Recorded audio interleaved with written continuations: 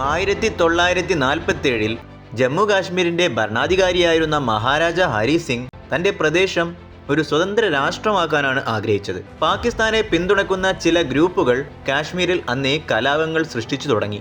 കാർഗിൽ യുദ്ധത്തിൽ ഇന്ത്യ നടത്തിയ സൈനിക നീക്കമായിരുന്നു ഓപ്പറേഷൻ വിജയ്.